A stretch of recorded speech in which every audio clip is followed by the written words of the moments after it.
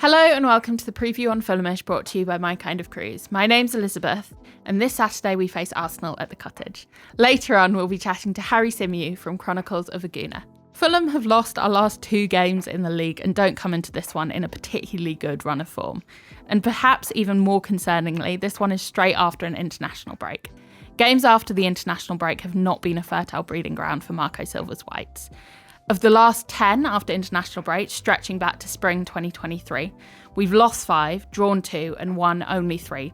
And those 3 wins have been largely unconvincing. A great example of that is earlier this season, the game against Leeds, which we won with a last-minute own goal against an absolutely terrible Leeds side.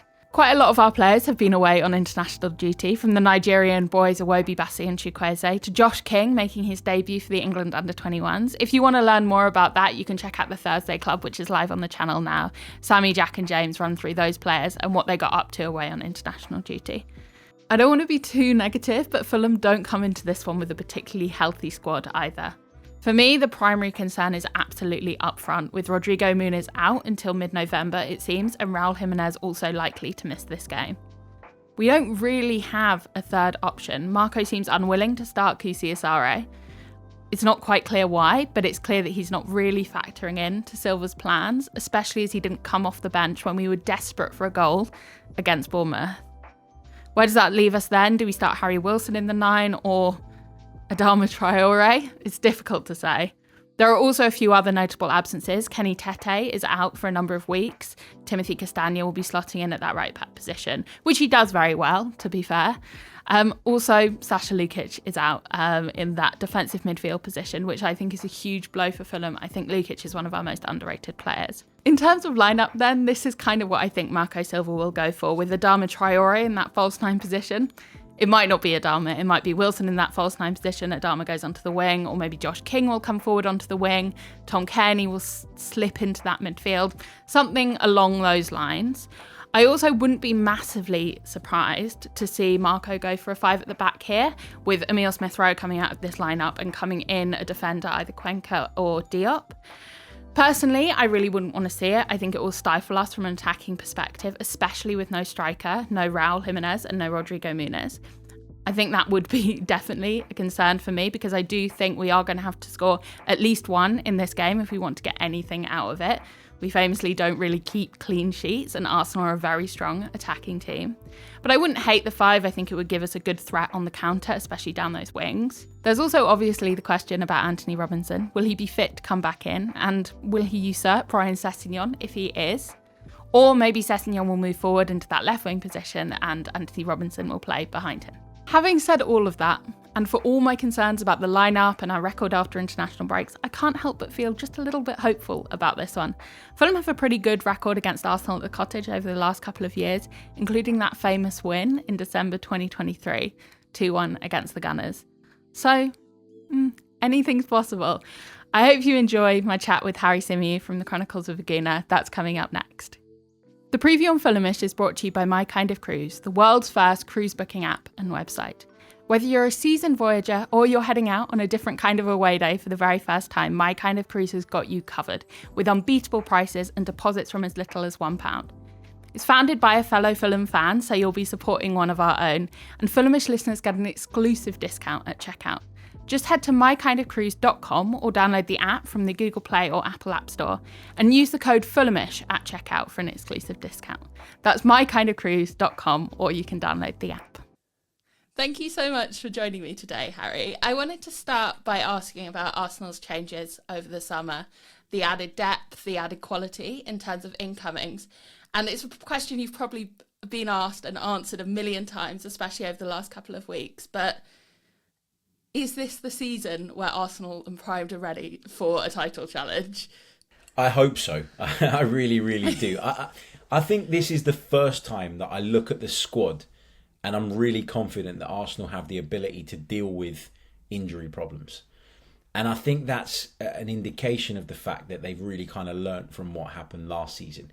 Have they maybe overcompensated by kind of going out and splashing the cash that they did and bringing the volume of players in that they did? Maybe. And I would argue that in the first few weeks of the season, you saw Arsenal struggle to just have that cohesion and rhythm that we've come to expect from them.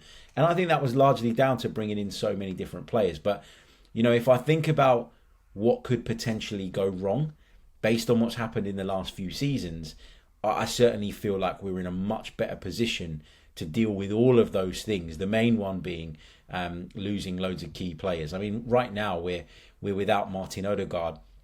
Nobody's particularly worried about it. Obviously, he's a miss, but you've got Eze there, you've got Nwaneri there. You think about the fact that we haven't had Kai Havertz, that we haven't had Gabby Jesus, that we're without Noni Madueke, who we brought in for this very reason. Piero Incapie's barely played, another summer signing that we made. So I think all things considered, our squad's in a much better place. And I think that gives me confidence that, yeah, you know what? I'm not going to say it will be, but it could be a historic season for Arsenal. Yeah, definitely. I mean, Fulham fans are really clutching at straws at the moment, and it feels like 2 years ago, Odegaard being out for this game would mean that it would be really likely that Fulham could get something, whereas at the moment, Odegaard being out feels almost like a bit of a footnote for Fulham fans. I wanted to ask about Arsenal's attacking threat and also through that midfield. Obviously, some very, very impressive names and some very, very impressive additions. Who on Saturday are you expecting to be able to stun the Cottage? It's going to be really interesting to see actually how Mikel Arteta approaches it, because I think he's got a few different options. And I always think that, yes, it's great that we're blessed with all these options, but the biggest challenge that the manager has this season is picking the right options for the right moments. It's kind of like horses for courses. And I think, there's a couple of decisions to be made. So there's no Martin Odegaard, so does Eze continue in that central role, which I think is probably the way that he will go. But then that brings up the question of who plays on the left. Will it be Trossard, who he's tended to go with recently and who's been in pretty good form? Or will it be Gabriel Martinelli, who keeps coming off the bench, impacting football matches, went on international duty with Brazil and scored again?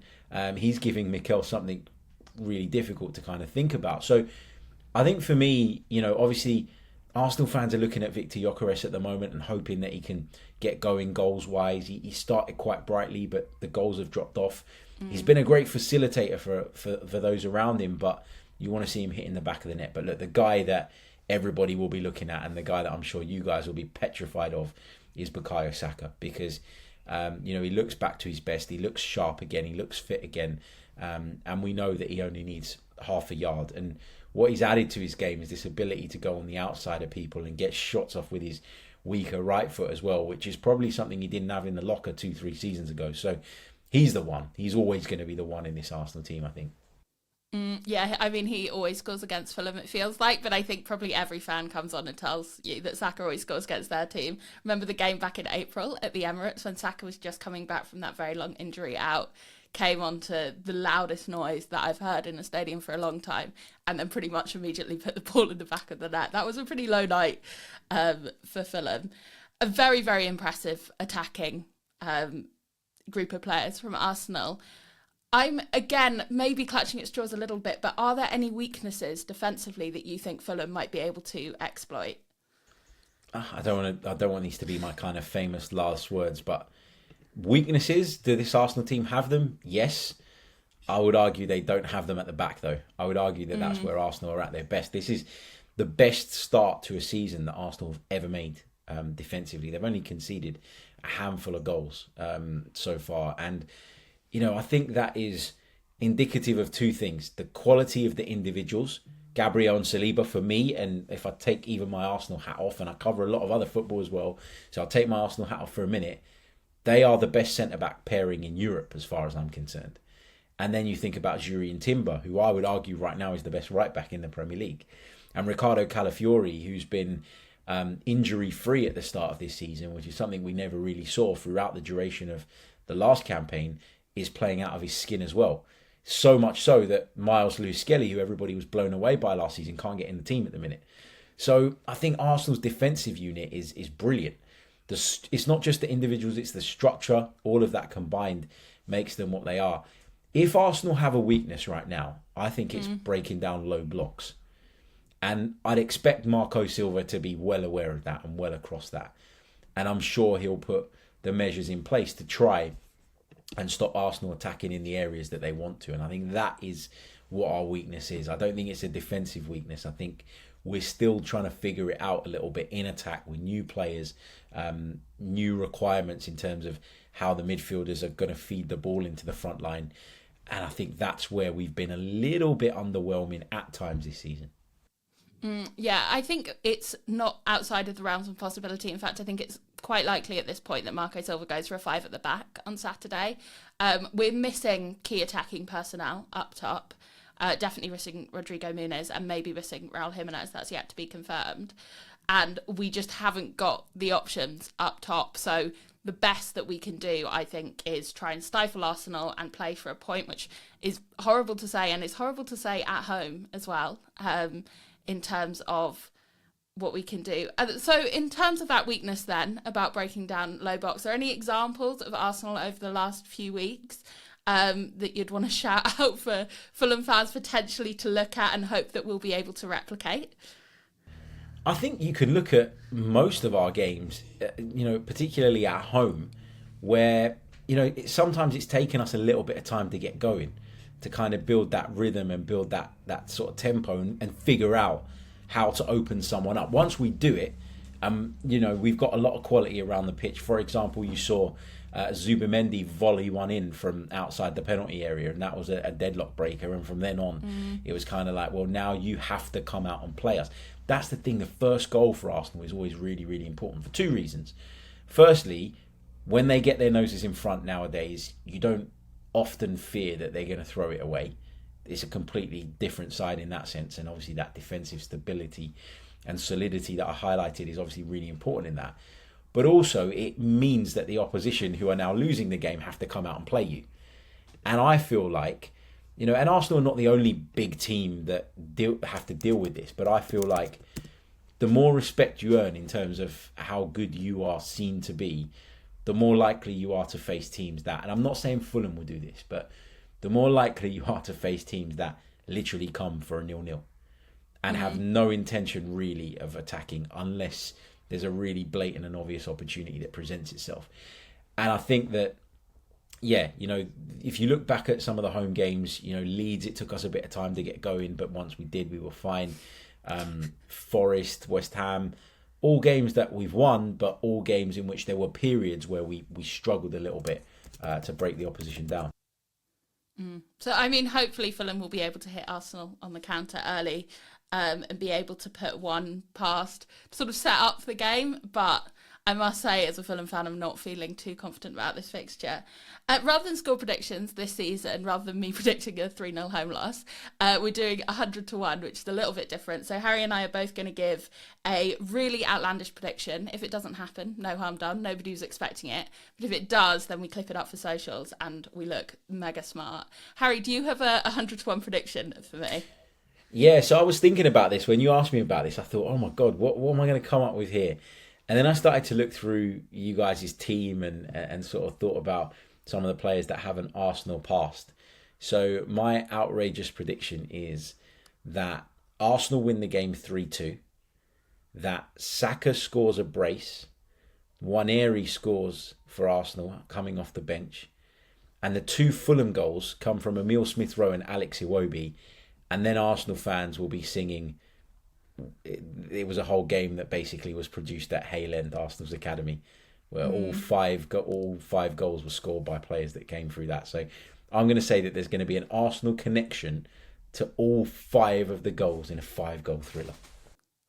I'm going for something kind of similar, actually. I am keeping my fingers crossed and saying a prayer that this is a breakthrough game for Emile Smith-Rowe. I think with a few of injuries in midfield, if we don't go for that 5 at that back, that 10 slot is kind of open for him to come onto, assuming that our other midfielder, Josh King, has to go back into a defensive midfield position. So I think it's going to be a breakout moment for him. I think he's going to score a long-range banger and also have an assist. That's what I'm hoping, at least. I hope he has a good game. I just don't want him to win the game, but I hope he has a good game. Not too good. Because we absolutely adored Emile Smith-Rowe at Arsenal. There was a lot of disappointment when he left. But I think there was also a sort of acceptance that it wasn't going to happen for him at Arsenal in this team, and the way the team was progressing. But honestly, I'm baffled as to why he's in the position that he is now. I know it's not a quality thing, but fitness-wise, I feel like you're always on edge and worried about him, and maybe he doesn't give enough off the ball. That's the only thing I can think of as to why Marco Silva isn't as big a fan, seemingly, as a lot of people have been in the past. Yeah, he's yet to play a full 90, and he's been at Fulham for over a year, which is a pretty damning statistic. Says a lot, doesn't it? Yeah. Yeah, but when we've seen him play well, it has been really electric. So I do think he's got that in his locker, and I have been impressed by him when we've seen him in cameos this season. Harry, thank you so much for joining me today. Thanks for having me. Thank you for watching the preview. The boys will be back afterwards. It'll be George and Fred with the quick take after the Arsenal game. Who knows? Maybe it'll be a surprise win. And then back with the pod on Monday. Until then, come on, you whites.